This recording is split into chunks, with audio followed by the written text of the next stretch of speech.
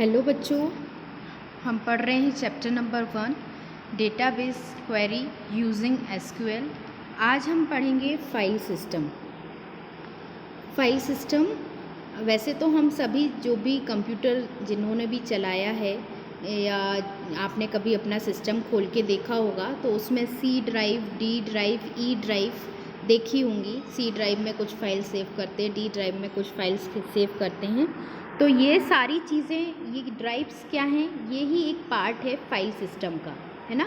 A file system is a process that manage how and where data on a storage disk.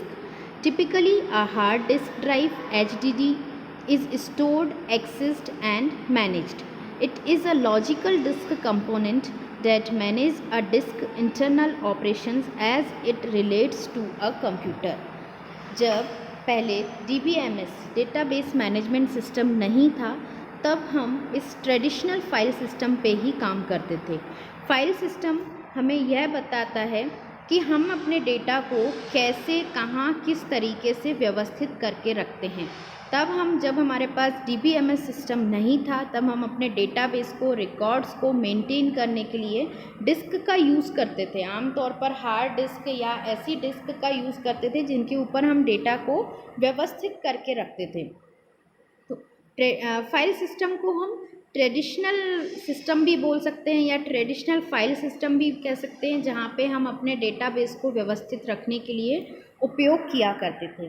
But file system के कुछ ना कुछ drawbacks थे जिसके कारण ही आगे चल के ये फाइल सिस्टम धीरे धीरे रिप्लेस होता गया आपका DBMS डेटाबेस मैनेजमेंट सिस्टम से। बट फाइल सिस्टम कई चीज़ों में बहुत अच्छा था और अभी भी वही ट्रेडिशनल फाइल सिस्टम हमें कंप्यूटर्स में और लैपटॉप्स में देखने को मिलता है, जो ऑपरेटिंग सिस्टम के साथ इनबिल्ट आता है। जैसा कि मैंने आपको बताया कि आपके सिस्टम में जो ड्राइव्स का पार्टीशन होता है, C drive, D drive, E drive, जिसके अंदर हम ऑपरेटिंग सिस्टम की फाइल्स को भी स्टोर करते हैं और हमारी अदर फाइल्स, अदर डेटाबेस जो हम स्टोर करते हैं अपने ड्राइव्स में, वो एक सबसे अच्छा एग्जांपल है फाइल सिस्टम का। सी ड्राइव्स में हम ऑपरेटिंग सिस्टम की डिफरेंट टाइप की फाइल्स को फोल्डर्स के अंदर स्टोर करते हैं, वही हमारा फाइल सिस्टम कहलाता है। फाइल सिस्टम के अंदर हम इंडेक्स के तौर पे भी अपना डेटाबेस को स्टोर कर सकते हैं। बट फाइल सिस्टम का एक सबसे बड़ा ड्रॉबैक या काम करने का तरीका ये होता था कि वहाँ पे हर एप्लीकेशन प्रोग्राम की एक फ़ाइल बन जाती है।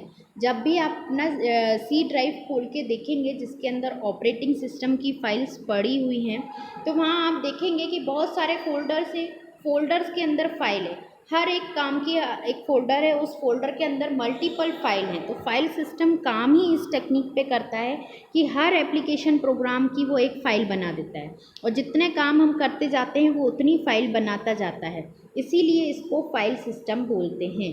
ये काम ही इस तरीके से करता है कि हम जितने भी काम करेंगे, जितने भी प्रोग्राम्स उसमें बनाएंगे, जितना और डेटा सेव करते जाएंगे, वो हर एक की फ़ाइल बनाता जाएगा। तो ये जो बेसिक एक ब्लॉक रिप्रेजेंटेशन है फाइल सिस्टम का, कि फाइल सिस्टम सबसे पुराना ट्रेडिशनल स्टोरेज सिस्टम है जिस पे हम डेटाबेस को मैनेज करते थे, सेव करते थे, रखते थे। और इसका बेस्ट एग्जांपल है हमारे ऑपरेटिंग सिस्टम के साथ जो फाइल सिस्टम आता है, जो हमारे लैपटॉप्स और कंप्यूटर्स में स्टोरेज के लिए ट्रेडिशनल सिस्टम चला आ रहा है, वो हमारा फाइल सिस्टम है।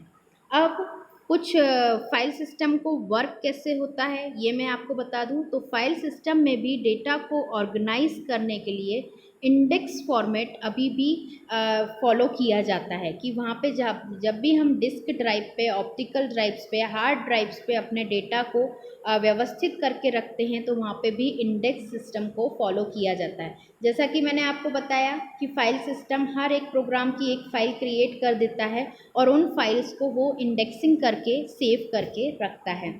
इस तरीके से ये फाइल सिस्टम वर्क करता है। अब मैं कुछ एग्जांपल्स दूंगी आपको फाइल सिस्टम के। बहुत सारे एग्जांपल यहाँ पे अवेलेबल हैं फाइल सिस्टम के जो आज भी यूज़ हो रहे हैं।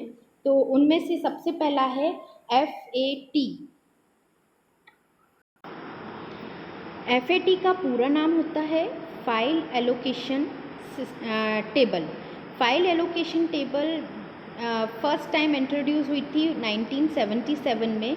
ये 12 से 16 बिट पर यूज़ की जाती थी। फाइल एलोकेशन टेबल सिस्टम ये सबसे पुराना फाइल सिस्टम का एग्जाम्पल है। इसको शॉर्ट में बोलते हैं FAT। आजकल FAT का सबसे latest version Microsoft Windows operating system XP Vista द्वारा यूज़ किया जा रहा है, जो FAT 8, 12, 32 और 16 जो डिफरेंट टाइप के सिस्टम अभी तक आ चुके हैं। इसके बाद नेक्स्ट आता है GFS। GFS का पूरा नाम होता है global file system. Global file system भी हमारा फाइल सिस्टम की तरह काम करता है। ये भी हमारी फाइल्स को डायरेक्टरीज के रूप में सेव करके इस पे हम काम करते हैं। इसके बाद हमारा आया था HFS, जिसका पूरा नाम है हायरार्किकल फाइल सिस्टम। यह भी एक एग्जाम्पल है फाइल सिस्टम का, जो हायरार्किकल फॉर्म में हमारे फाइल्स को मैनेज करता है, जो अदर ऑपरेटिंग सिस्टम्स के द्वारा यूज़ किया जाता है। नेक्स्ट हमारा है NTFS operating system. NTFS operating system, जिसका पूरा नाम है NT फाइल सिस्टम। NT एक ऑपरेटिंग सिस्टम है और ये उसी के ऑपरेटिंग सिस्टम्स का फाइल सिस्टम है। NT ऑपरेटिंग सिस्टम इस फाइल सिस्टम को फॉलो करता है। नेक्स्ट आता है UDF।